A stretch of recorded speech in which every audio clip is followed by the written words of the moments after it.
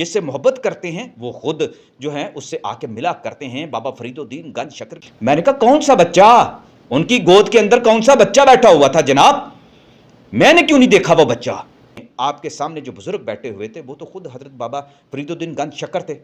अस्सलाम वालेकुम दोस्तों, शाहिद नज़ीर चौधरी ऑफिशियल में खुशामदीद। दोस्तों आज मैं बात करूंगा मन्नत और मुराद के हवाले से। बहुत सारे हमारे कल्चर के अंदर ऐसी रवायात पाई जाती हैं, अकायद पाए जाते हैं, मुख्तलिफ जो हमारे तबकात हैं ख़ास तौर पर इंडिया और पाकिस्तान में और बांग्लादेश में भी और इसके अलावा और इलाकों में भी मन्नत मुराद के साथ कुछ मांगने का रवाज है। ख़ास तौर पर लोग मज़ारात पर जाते हैं और या किसी बुज़ुर्ग से दुआ करवाते हैं कि अल्लाह उन्हें बेटा अता फ़रमाए। जिनके यहाँ बेटियाँ ज़्यादा होती हैं उन्हें बेटे की ख्वाहिश होती है तो वो कोई ना कोई ऐसा वसीला तलाश करने की कोशिश करते हैं। लेकिन इसके हवाले से मजहबी एतबार से अगर देखा जाए तो बहुत सारी मन्नत के हवाले से जो है ममनू किया जाता है, शरई तौर पर इसको रोका भी जाता है। लेकिन हमारे मासूम लोग जो हैं जिनके पास एक अपनी ख्वाहिश को पूरा करने के लिए जो एक वसीला तलाश करने का एक तरीका होता है उसको भी इख्तियार करने पर मजबूर हो जाते हैं। लेकिन फिर इसके हवाले से जो रवायात हैं, जो बुज़ुर्ग बताते हैं, जो तसव्वुफ़ में इसका एक कॉन्सेप्ट मौजूद है रूहानियत के अंदर, वो लोग जो रूहानियत के साथ जुड़े होते हैं, जो औलिया कराम से जुड़े होते हैं, सूफिया कराम की महफ़िल में बैठते हैं, उनके साथ उनकी निस्बत हो जाती है या जिनका जो एक ताल्लुक़ जो है रूहानी इस तरह से बन जाता, यानी कि किसी बुज़ुर्ग के साथ उनका जो ताल्लुक़ है वो भी बड़ा मज़बूत हो जाता है। मन्नत मुरादें जो है वो मांगते हैं और मन्नत मुरादों के अंदर वो बहुत बातों में तजावुज़ भी कर जाते हैं। लेकिन ये आज की वीडियो में आपको जो जिस मकसद के लिए सुनाने लगा हूँ, बताने लगा हूँ, एक कहानी जो खुद मेरे साथ बीती कि हज़रत बाबा फरीदुद्दीन गंज शकर के यहाँ मेरी मन्नत कैसे पूरी की गई थी जब मैं इस दुनिया में अभी नहीं आया था और मेरी वालदा ने एक मन्नत मांगी थी, उसकी कहानी मैं सुनाने लगा हूँ। है मैं आपकी मन्नत के इस वाक़े के हवाले से कि बाबा फरीदुद्दीन गंज शकर के साथ फिर मेरी मुलाकात कैसे हुई, मैं उनकी एक मन्नत से पैदा इस दुनिया में जो है आया था, उनकी दुआ से आया था। ये कैसे हुआ, किस तरह हुआ, ये मेरी वालदा ने मुझे बताया, मेरे बुज़ुर्गों ने मुझे बताया हुआ है। जो बात मैं आपको बता रहा हूँ, ये बात की बातें हैं कि मैंने उनको क्या समझाया।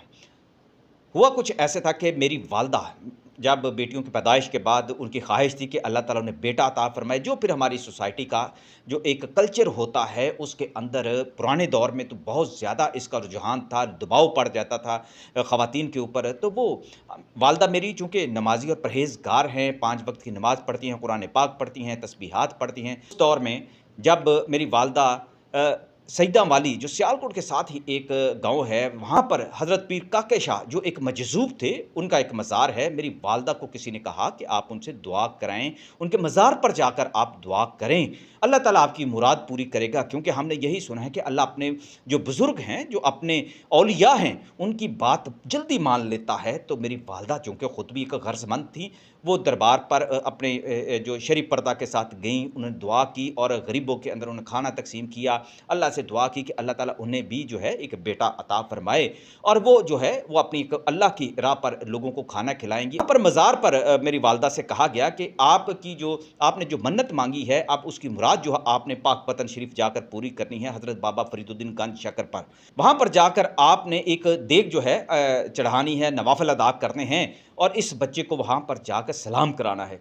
अब ये इस तरह का मामला हुआ। मैं खैर इस दुनिया में जब आया तो ज़ाहिर हर तरफ खुशी थी और फिर वालदा को अपनी मन्नत का ख़्याल आया कि मेरी खाला या मेरी फूफो दोनों में से एक जो है वो घर के दूसरे अफराद के साथ बाबा फरीदुद्दीन गंज शकर के मज़ार पर गए। उस वक्त कहते हैं कि मेरी उम्र जो थी तकरीबन कोई 5-6 महीने की होगी।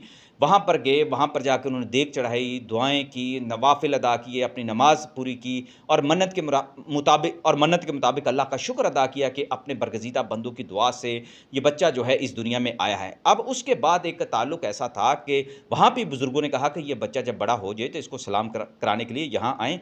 जो जिसकी मन्नत से या जिनकी दुआ से या जिनकी बरकत से पैदा होता है, जिनका वसीला लेकर अल्लाह की बारगाह में पेश किया जाता है, उनकी एक रूहानी निस्बत जो है वो साहिबे मज़ार के साथ जुड़ जाती है। तो आपने ये काम करना है। खैर उसके बाद एक लंबा एक सफ़र शुरू हो गया, ज़िंदगी की गहमा-गहमी शुरू हो गई। मुझे तो नहीं पता था, लेकिन जब मैं बड़ा हुआ, बालिग हुआ तो मेरी वालदा ने मुझे ये सारा किस्सा सुनाया। मैं सियालकोट में रहा करता था, फिर मैं लाहौर आ गया, लेकिन मेरे दिल के अंदर एक ख्वाहिश पैदा हो गई कि मैं भी बाबा फरीदुद्दीन गंज शकर के पास जाऊँ। क्योंकि वालदा ने कहा था कि जिस बुज़ुर्ग ने वहाँ पर हमें ये कहा था कि आपने इसकी आकर यहाँ पर इसको ज़ियारत करानी है, हैं तो बाबा जी खुद इससे मिलेंगे। अब ये ऐसी बातें जब वालदा भी मुझे सुनाती थी, मैं कहता भोली माँ आप कैसी बातें करती हैं। मैं उन्हें तसल्ली देता था, मैं कहता था अल्लाह के सिवा हकीकत में कोई नहीं करने वाला। तो वालदा कहती थी ये अल्लाह को ही राज़ी करके इस मुकाम तक पहुँचे हुए बुज़ुर्ग हैं, तो अल्लाह अपने इन बुज़ुर्गों की लाज रखता है। ये ऐसा नहीं होता, अल्लाह सुनता सबकी है, मानता अपने बुज़ुर्गों की जल्दी मान लेता है, दूसरों की भी सुनता है, आम बंदों की, लेकिन फिर अपने बंदों की बड़ी तवज्जो से, बड़ी ख़ास तवज्जो से सुनता है। तो बेटे जब अल्लाह ताला के हमारा यकीन है तुम्हें अल्लाह के हुक्म से तुम पैदा हुए हो, लेकिन अल्लाह के फ़ज़ल से तुम अल्लाह के हुक्म से पैदा हुए, अल्लाह के फ़ज़ल से पैदा हुए हो, लेकिन उन बुज़ुर्गों की भी दुआ है, उनकी मन्नत है, तुम जाओ, एक रूहानी फ़ैज़ है तुम्हारा, तुम्हें जाना चाहिए। लेकिन मैं अपने कामों में, अपनी दुनिया में, मैं भी नवाए वक़्त में मसरूफ़ हो गया, एक गहमा-गहमी का समा रहा, फ़ुर्सत ना मिली। अलबत्ता मैं दाता साहब के पास जाया करता था। दाता साहब मैं एक हर जुमेरात के अलावा भी मैं चला जाता था, इतवार के दिन भी चला जाता था। जैसे ही फ़ुर्सत हुई बाबा अनायत शाह कादरी वहाँ भी जाता था, और भी मज़ारात थे। मेरी एक उनके साथ एक रूहानी रग़बत ऐसी थी, वहाँ पर जाकर मैं कभी इशा की नमाज़ पढ़ता, कभी मैं मगरिब की नमाज़, ये 2 नमाज़ें जो थे मुख़्तलिफ़ मज़ारात जो बड़े हैं लाहौर के, वहाँ पर मैं जाके अदा किया करता, तस्बीह किया करता था, जो मसनून दुआएँ हैं। अब ऐसा एक वक़्त गुज़रता चला गया, एक दिन दाता साहब पर एक बुज़ुर्ग मुझे मिले और वो ऐसे ही जब नमाज़ पढ़ के निकला तो मेरे कंधे पर हाथ रख के कहने लगे, "तुम पाक पता नहीं कभी गए?" मैंने चौंक कर उन्हें देखा। मैंने कहा, "जी, मैं जाना तो चाहता हूँ, मैं कभी गया नहीं।" तो कहते, "तुम्हें जाना चाहिए, वहाँ भी जाके दुआ माँगनी चाहिए।" अब ऐसी एक इत्तेफ़ाक़न एक बात हुई, मैंने उस वक़्त तो बिल्कुल इस बात पर गौर नहीं किया, लेकिन जब मैं अपने हॉस्टल में आया तो यकायक मेरे ज़हन के अंदर ये ख़्याल आया, ये बुज़ुर्ग कौन थे? इन्होंने मुझे ये क्यों कहा कि तुम पाक पतन शरीफ कभी नहीं गए? लेकिन फिर मैं इन्हीं अपनी गहमा-गहमी के अंदर भूल गया। तो दोस्तों, वक़्त ऐसा ही गुज़रता चला गया और तकरीबन जब मेरी उम्र को 48 साल, यानी कि आज से आप छपने, अब अगर मैं 56 साल का हूँ, तकरीबन 8 साल पहले की बात है कि मेरी बात हुई अपने कुछ दोस्तों से जो मेरे सैफ़ी बुज़ुर्ग थे, बड़े मुत्तकिद और रिटायर्ड आर्मी ऑफ़िसर से, बड़े मुत्तकी और बड़े परहेज़गार, मुतवक्किल जो इंसान हैं, उनके साथ मेरी मुलाकातें हुईं। और इस दौरान ऐसा हुआ कि मैंने उनसे कहा कि मेरा दिल चाहता है कि मैं पाक पतन शरीफ जाऊँ, तो वो मुझे साथ लेकर गए। उनके साथ एक उनके और मुरीद थे और वो भी आर्मी के रिटायर्ड ऑफ़िसर थे। वहाँ पर उनकी एक महफ़िल थी, एक कर्नल साहब थे, वहाँ पर वो कहने लगे कि हम उनके घर भी जाना है इत्तेफ़ाक से, तो आपको पाक पतन में आप सलाम करेंगे, उसके बाद हम कर्नल साहब के घर चले जाएँगे। इस तरह मैं उन्हें अपनी गाड़ी में बिठाकर वहाँ ले गया। अब दोस्तों, इस कहानी का दूसरा मंज़र शुरू होने वाला है। मैं जब वहाँ पर गया तो बड़े मोहब्बत से वहाँ पर सलाम हुई, बाबा जी को सलाम पेश किया, दुआ की, उनके मज़ार पर खड़े होकर, उनकी कब्र मुबारक के पास खड़े होकर दुआ की। असर का टाइम हो गया, असर की नमाज़ अदा की और असर की नमाज़ जब अदा की तो पूरा मस्जिद का हाल भर गया और सारे जब नमाज़ी बाहर निकल गए तो मैं पहली सफ़ से दूसरी सफ़ के अंदर बैठ गया। मेरे पास मौसम उन दिनों कुछ ऐसा था तकरीबन कि आप हल्की-हल्की सी सर्दी थी, तो मैंने चादर ली हुई थी कि मेरी एक आदत भी थी, जब मैं मज़ारात पे जाता था तो अपना चेहरा जो है मैं अमूमन ढाँप लिया करता था। पता नहीं इसकी क्या वजह है, मैं नहीं इसकी वज़ाहत कर सकता, सच्ची बात ये है। मैं जब वहाँ बैठ गया तो दोनों मेरे जो सैफ़ी बुज़ुर्ग थे, वो दोनों बाहर चले गए। अब मैंने हाल में देखा तो हाल में सिर्फ़ मिंबर के पास सिर्फ़ इमाम मस्जिद वहाँ बैठे हुए थे। उनके पास कोई एक कुसाइल बैठा हुआ था और पूरी मस्जिद इसके अलावा और कोई नहीं था। मैं एक सतून के पास मैं बैठ गया अपनी वहाँ पर मैं ज़िक्र करने लगा, तस्बीह करने लगा, जो मेरा एक मसनून दुआएँ जो हैं, दुरूद पाक मैं पढ़ने लगा, मेरा एक तरीका है वो मैं करना शुरू कर दिया। तो ऐसा हुआ कि मैंने हल्का-सा साँस लेने के लिए जब आँखें खोली और थोड़ा-सा सर ऊपर किया, अपने चेहरे से चादर हटाई, तो बिल्कुल मेरे सामने एक बुज़ुर्ग बैठे हुए थे। वो बुज़ुर्ग कौन थे? मैं नहीं जानता। मैं बड़ा हैरान हुआ। वो बिल्कुल इतने ही फ़ासले से जितना मेरा और आपसे स्क्रीन का फ़ासला है। उनका पाँव जो है वो मेरे पाँव के बिल्कुल साथ टच हो रहा था, लेकिन मुझे उस वक़्त कोई पता नहीं कि मेरे पास कोई बुज़ुर्ग बैठे हुए हैं। इत्तेफ़ाक ऐसा है, कोई गैर फ़ितरी अंदाज़ ऐसा है कि मेरा रुख़ खाना काबा की तरफ था, और उनका रुख़ बिल्कुल तिरछे अंदाज़ में मेरे सामने, मेरे पास बैठे हुए थे। उनका रुख़, चेहरा जो था वो मेरी तरफ था। ऐसे जैसे कोई तवज्जो फ़रमाता है, मोटी-मोटी आँखें, सफ़ेद दाढ़ी और दाढ़ी में से पानी के जो कतरे थे वो टपक रहे थे। सर के ऊपर उन्होंने एक हल्का-सा एक जो कह लें चादर ली हुई थी, पतली-सी एक चादर थी, सफ़ेद रंग की थी और बड़ा कुशादा उनका माथा था, मेरे सामने बैठे हुए। और मैं उन्हें देखा, मैंने समझा कि शायद कोई बुज़ुर्ग वैसे ही बैठ गए हैं कि उन्होंने देखा है। अच्छा, ऐसे मनाज़र, चूँकि मैं थोड़ा-सा वहमी भी हो चुका था इस हवाले से कि बहुत सारे ऐसे मनाज़र देखे थे, दाता साहब में भी और मज़ारात में भी ऐसे आ जाया करते थे बुज़ुर्ग, बाद में कहानी कुछ और खुलती थी कि वो किस तरह से लोगों को अपनी तरफ राग़िब करते थे। मेरे दिल के मैंने अपने दिल में जो अपनी तस्बीह थी उसको पूरा करने के साथ-साथ एक बात करनी शुरू की अल्लाह से कि या अल्लाह, ये अगर हकीकत में मैंने जो सुन रखा था कि बाबा फ़रीदुद्दीन गंज शकर खुद तशरीफ़ लाते हैं, हर वो बच्चा जो जो उनकी मन्नत से, उनकी दुआ से जो है इस दुनिया में आया होता है एक वसीले के ज़रिए से, और ये दुआ पूरी होती है, या वो जिससे मोहब्बत करते हैं वो खुद जो है उससे आके मिला करते हैं। बाबा फ़रीदुद्दीन गंज शकर के हवाले से बड़ी एक मारूफ बात जो थी, ये सैफ़ी बुज़ुर्गों ने भी मुझे बताई थी। अब मेरे दिल में ये था, मेरे दिल में चूँकि मैं जिन्नात से भी मिल चुका था और जिन्नात की बड़ी कहानियाँ थी। मेरे जो बाबा जी जिन्नात थे वो भी मुझे हज़रत बाबा फ़रीदुद्दीन गंज शकर के हवाले से बड़ी बातें किया करते थे और मैं उनसे सुना भी करता था। एक बड़ी एक लंबी कहानी है जो मैं कभी फिर जो है इसके बारे में एक तफ़सीली जो है बात करूँगा। अब ऐसा हुआ कि मैंने दुआ की और फिर दोबारा तस्बीह करनी शुरू कर दी। मैं उनसे बिल्कुल नहीं मिला, यानी कि सलाम नहीं लिया मैंने। मैं अपनी तस्बीह शुरू कर दी। मैंने कहा शायद मेरा मगालता हो। इस दौरान मैंने अपने आप को चुटकियाँ काटी कि किसी तरह मुझे पता चले मैं कोई हिप्नोटाइज़ तो नहीं हुआ, मैं हालत होश में हूँ। ये मेरा एक इंसानी तकाज़ा था। मैं अपने आप को कभी भी शिरक में और कभी भी ऐसे शक व शुबा में मुब्तला करने वाला बंदा नहीं हूँ कि जो किसी नेक बुज़ुर्ग की आड़ में शैतान की पनाहगाह में चला जाए, क्योंकि शैतान बड़े-बड़े जो है रूप धारता है और मैं ज़िंदगी में ऐसे बहुत सारे मनाज़र देख चुका था। लिहाज़ा मेरे लिए एहतियात करना बड़ा ज़रूरी था। ईमान को मैंने बड़ी मुश्किल से बचा रखा था, सच्ची बात है, जिन तरह के हालात में से मैं गुज़रता रहा हूँ। तो लिहाज़ा मैंने दोबारा से अपनी तस्बीह शुरू कर दी। फिर 5-7 मिनट बाद मैंने नज़र उठाकर देखा तो वो बुज़ुर्ग वैसे ही बैठे थे, हल्की-हल्की चेहरे पर मुस्कान थी। मैं फिर तस्बीह शुरू कर दी, फिर मैंने चेहरा नीचे कर दिया। तो इसी दौरान बाहर से जो मेरे साथ बुज़ुर्ग आए हुए थे, उनमें से एक बुज़ुर्ग मेरे पास आए और उन्होंने आते ही सबसे पहले उन बुज़ुर्गों से सलाम लिया और मेरे कंधे पर हाथ रख के कहने लगे, "आपको सरकार बुला रहे हैं बाहर कि चलें हम, अंधेरा होने वाला है, फिर टाइम ज़्यादा हो जाएगा।" तो मैंने कहा, "मैं अभी आता हूँ।" वो चले गए। तीसरी बार जब आँख उठाकर देखा तो वो बुज़ुर्ग वैसे ही बैठे हुए थे और मेरी तरफ कभी देखते थे, कभी दूसरी तरफ देख लेते थे। उनकी आँखें ऐसे-ऐसे घूम रही थीं। मैं बड़ा जैसे उनके अंदर कोई इश्तियाक है या तजस्सुस है या क्या एक ऐसी बात थी। मैंने अपनी बाईं तरफ देखा, इमाम मस्जिद वैसे ही एक साइल के साथ बैठे हुए थे और मैंने दाएँ-बाएँ देखा, कोई और बंदे नहीं थे। इसी दौरान फिर वो मेरे बुज़ुर्ग आए जो सैफ़ी मेरे साथ थे। वो कहने लगे कि देर हो रही है, आप चलें। उन्होंने आके दोबारा उनसे सलाम ली और मैंने भी बेसाख्ता फिर उन बुज़ुर्गों से मेरे सामने जो बैठे हुए थे, मैंने उनसे सलाम ली और बड़ी गर्मजोशी के साथ सलाम ली और मैंने कहा, "मेरे लिए दुआ कीजिएगा।" तो वो उन्होंने सर हिला के ऐसे सर हिला, मुँह से कुछ नहीं बोले, सर हिलाया बड़े। मैं वहाँ से निकला, मैंने फिर चलते-चलते तिरछे अंदाज़ में होके देखा, वो वैसे ही बैठे हुए थे। मैं दरवाज़े से बाहर निकल आया, बाहर से निकल आया तो एक हजूम सा ख़वातीन का और बच्चों का एक सामने मुझे नज़र आया। वो मेरी तरफ लपके और मुझे कहने लगे, "इस बच्चे को प्यार दें, इस बच्चे को प्यार दें, इस ब" मेरे तो तोते उड़ गए, मैं तो परेशान हो गया क्योंकि मैं बड़ा मैंने कहा, "वो अंदर एक बुज़ुर्ग बैठे हुए हैं, जाएँ और उनसे जाके दुआ करवाएँ।"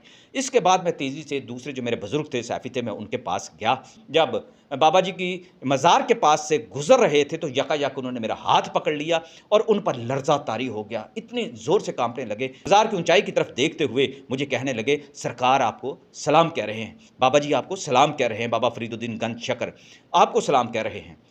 मैंने कहा, "वालेकुम सलाम।" मैं एक बदबख्त था या मुझे कह लें कि मुझे इसकी तमीज़ नहीं थी, अदब का वो जो तकाज़ा पूरा करना चाहिए था, वो नहीं था। मैंने एक रवायती तौर पर पता नहीं मेरे दिल के अंदर क्यों ऐसी सख्ती आ गई या मैं एक बिल्कुल मेरा जाहिलाना तर्ज़ अमल था या क्या था, मुझे नहीं पता। सच्ची बात ये है।